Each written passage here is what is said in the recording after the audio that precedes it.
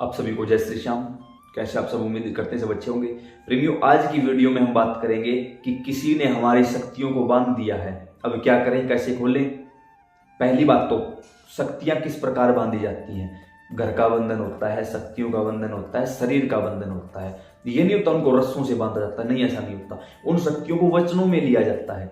शक्तियां कैसे बंधन में आती हैं। मान के चलो आप अपने घर में हो, कोई आपके ही घर परिवार का या आपका ही कोई क्लोज फ्रेंड है जिसे आपके बारे में सब कुछ पता है, जिसे पता है कुल देवी कुल देवता कौन है, पितर कौन है, कितनी पूजा पाठ करता है, कहाँ आता जाता है, जिसके पास सब कुछ आपका बायोडाटा होगा, वो आपकी शक्तियों को बंधवा सकता है। किस चीज के लिए? अपने पर्सनल फायदे के लिए, कि आपको कंट्रोल में भी रखे और आपकी तरक्की से जिसको जलन होती हो वो ऐसा करेगा। लगभग घर के ही लोग ऐसा करते हैं। तो वो किसी तांत्रिक ओझा जोखा के पास जाके आपके घर का बंधन करवा देते हैं। जैसे ही घर का बंधन हुआ तो शक्ति अपने आप आपका शरीर भी छोड़ देगी, आपका घर भी छोड़ देगी। बंधन कैसे? अब आपने तो अपने देवी देवताओं को लड्डुओं पे, बतासों पे, प्रसाद पे चला रखा था। वो व्यक्ति कहीं से अभिमंत्रित करवा के मांस का टुकड़ा, कोई कव्वे या उल्लू का कोई छोटा मोटा कोई और टुकड़े का पीस कोई आपके घर में डाल देगा। यानी एक प्रकार से तामसिक भोजन आपके घर में डाल देगा और आपके घर की शक्तियां आपका घर छोड़ देंगी। एक कारण तो ये होता है। दूसरा होता है आपके ऊपर कोई सवारी आती है, या आपके घर का मंदिर जागृत है, या कोई भी ठीक ठाक माहौल है, लेकिन आपने गलत काम शुरू कर दिया। गलत काम किस प्रकार से? या तो आपने किसी बोलते ना पराई स्त्री के साथ संपर्क में हुआ तो भी वो शक्ति साथ छोड़ देगी। शराब पीते हो, कोई और नशा करने लगे हो तो भी शक्ति घर और शरीर दोनों का त्याग कर देगी।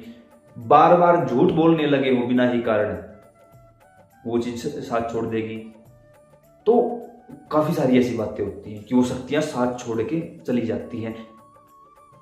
इसमें अब हर बार हम ये नहीं है कि किसी दूसरे को दोषी ठहराएंगे कि उसने शक्तियों को बांध दिया। हमारी गलतियों के कारण भी शक्तियां साथ छोड़ जाती हैं।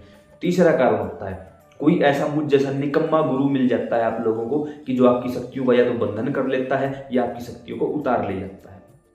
फिर आप बैठे रहो, कुछ हाथ आने वाला नहीं है। उसके पीछे कारण, अगर आपके ऊपर कोई भी सवारी आती है तो सबसे पहले तो योग्य गुरु बनाइए। अब सबसे बड़ा और सबसे पहला ही सवाल ये है, आजकल तो गुरु मिलते ही नहीं, आजकल तो पाखंडी है। एक बात बताओ, गुरु के ऊपर आरोप लगा दिया। आप अपने आप से पूछो, अपनी अंतरात्मा से पूछो। आप मुझे झूठ बोल दोगे, दूसरे को झूठ बोल दोगे, लेकिन अपने आप से झूठ नहीं बोल पाओगे। अपने आप से पूछो कि क्या आप शिष्य बन पाए? क्या आपने कभी चेले का किरदार निभाया? आज तक इतिहास गवाह है, एक शिष्य को गुरु ढूंढने कहीं नहीं जाना पड़ा, गुरु खुद उसके घर आए हैं। एक भगत को भगवान ढूंढने कहीं नहीं जाना पड़ा, भगवान खुद घर आए हैं।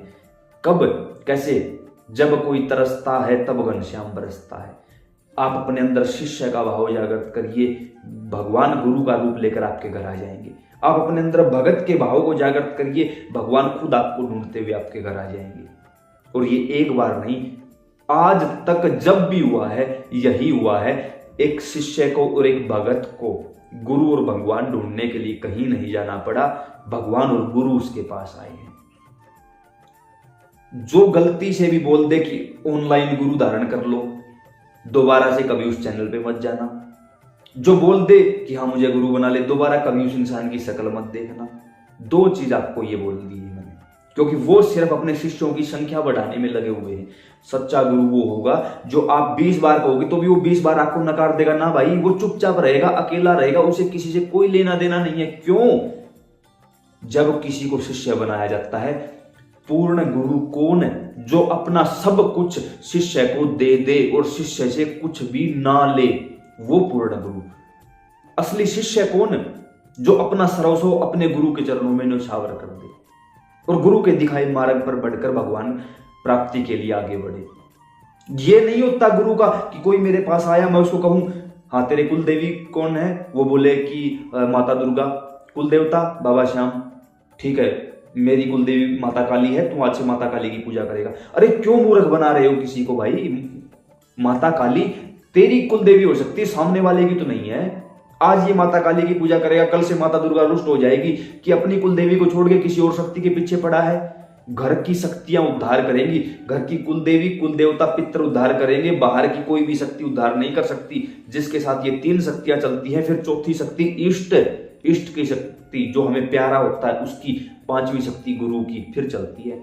अब मैं सामने वाले को बोलूं कि कुल देवी कौन है? दुर्गा माता। कुल देवता कौन? बाबा श्याम, तू उन्हीं की पूजा कर। जब वो व्यक्ति उनकी पूजा कर लेता है, फिर मैं अपनी शक्ति यानी माता काली का तत्व उसको प्रदान करूंगा कि अब ले, ये बोनस के रूप में ले मेरी तरफ से। फिर माता काली भी प्रसन्न कि गुरु ने शिष्य को शक्ति दी है, माता दुर्गा भी प्रसन्न कि एक शिष्य ने अपने गुरु से शक्ति ली है। पहले माता दुर्गा का तत्व था, अब माता काली, दो शक्तियां एक साथ चलने लगी। तो असली गुरु जो होगा, सच्चा व अच्छा गुरु जो होगा, वो उसको उसकी शक्तियां छुड़वा के अपनी शक्तियां नहीं पुजवाएगा। सब कुछ उसके अनुसार चल, शिष्य के अनुसार ढल जाएगा गुरु। जैसी शक्तियां उसके पास है वो उन्हीं की सिद्धि प्रदान करेगा उसको, और जैसे उनकी सिद्धि मिल जाएगी फिर गुरु के साथ जितनी भी शक्तियां चलती हैं उन सभी की सिद्धि उसको प्राप्त होने लग जाएगी। ये होती है असली गुरु व शिष्य की पहचान। बदले में शिष्य को भी वैसा बनना पड़ता है। ये नहीं कि गुरु लायक है शिष्य ना लायक। क्या लगता है आपको, आप गुरु का चुनाव करते हैं? ना, लाखों करोड़ों में किसी एक शिष्य को चुना जाता है। गुरु चुनाव करता है भाई, शिष्य चुनाव नहीं करता। अगर आपने कहीं से धोखा खाए, अब लोग बोलते हैं गुरु को छोड़ के दूसरा बना सकते हैं। 1000 कर सकते हो भाई, 1000 गुरु बना सकते, करोड़ों गुरु बना सकते हो, लेकिन एक बात याद रखना, जो एक का नहीं हुआ वो दूसरे का नहीं होगा। शक्तियों को सब कुछ पता है। आप किसी से भी झूठ बोल सकते हो, किसी से दगा कर सकते हो, लेकिन अपने आप से नहीं भाग सकते आप कहीं भी। एक बार अपने अंदर में जाके देखो कि क्या आप शिष्य बन पाए। अगर आप शिष्य बन पाए और फिर भी आपके साथ धोखा हुआ है तो फिर गुरु की गलती है।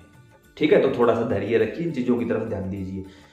अब जब थोड़े से भी आगे बढ़ेंगे इस मामले में, भाई कहीं हमसे ऐसा हो चुका है, तो आप उसी दिन से जब आपको पता लगे कि शक्तियां उतार ली गई हैं, आपके शरीर का और आपके घर का किसी ने बंधन कर दिया है, कुछ भी ऐसा हो चुका है, उसी दिन से आपके कोई गुरु हैं तो गुरु का स्मरण करिए। गुरु नहीं है, सब कुछ भूल भाल के सब कुछ भूल जाओ।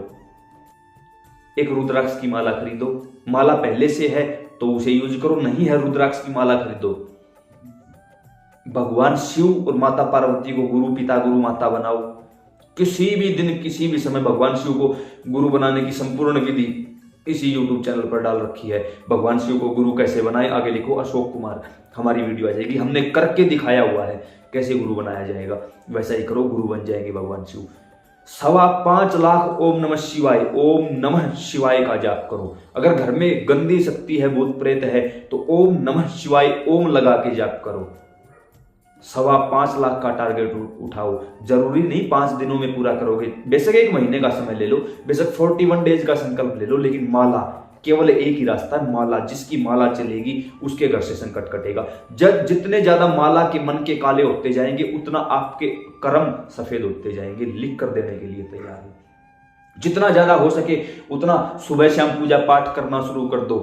सुबह नहीं कर सकते, शाम को पक्का घर में एक दिया जरूर जलना चाहिए। पितरों को मानना शुरू कर दो। कुल देवी कुल देवता का पता करो। महीने में एक दिन, अमावस्या के दिन अमावस्या निकालो पितरों की। कुल देवी कुल देवता का महीने में जो एक दिन होता है उनके धाम जाने की कोशिश करो। नहीं जा सकते तो भी उनके नाम का प्रसाद घर पे निकालो, वही काम करेगा। कुल देवी कुल देवता पितर तीनों चीजों को मना लिया, आपके घर की आधी परेशानी उसी समय खत्म हो जाएगी। बची हुई आधी परेशानी को आपकी माला खत्म कर देगी। किसी योग्य गुरु की शरण में जाओ। नहीं पता चल रहा है गुरु का, तो भगवान शिव से प्रार्थना करो कि हमने आपको गुरु रूप में माना है, आप ही हमें किसी देहधारी गुरु के पास भेजो। भगवान शिव आपको भेज देंगे। किसी की वीडियो आ जाएगी, कोई सपने में आना शुरू हो जाएगा। जब ऐसे अनुनय विनय करोगे, अपने अंदर शिष्य का भाव जागृत करेंगे, तो उस समय भगवान शिव नहीं रोक पाएंगे अपने आप को। वो आपको उठाकर किसी योग्य गुरु की गोद में बैठा देंगे और योग्य गुरु आपका हाथ पकड़ लेंगे। और जब कोई सच्चे संत किसी के मस्तिष्क पर अपना हाथ रखते हैं ना, विधि के विधान, पाप पुण्य योग संयोग धरे के धरे रह जाते हैं। योग माया थर थर कांपती हुई हाथ जोड़े खड़ी रहती है गुरु के चरणों में। औकात नहीं है माया की कि कोई कुछ बोल जाए। औकात नहीं है किसी भी बड़े से बड़े तांत्रिक भूत प्रेत की कि गुरु के सामने कोई दृष्टि करके बात भी कर जाए। लेकिन होने चाहिए भाई, वहां तक पहुंचे होने चाहिए। जैसे ही गुरु के मुखमंडल का तेज देखोगे, अंदर से आवाज आएगी, बस इनसे जुड़ना है। जब वो आवाज आए ना, समझ लेना अब शिष्य बन चुके हो। जिस दिन शिष्य, अरे मैं तो कहता हूं मेरे भाई, आप कहते हो ना बाबा सुनते नहीं, हमारी पलकें झपकने में, चुटकी बजने में समय ले सकता है।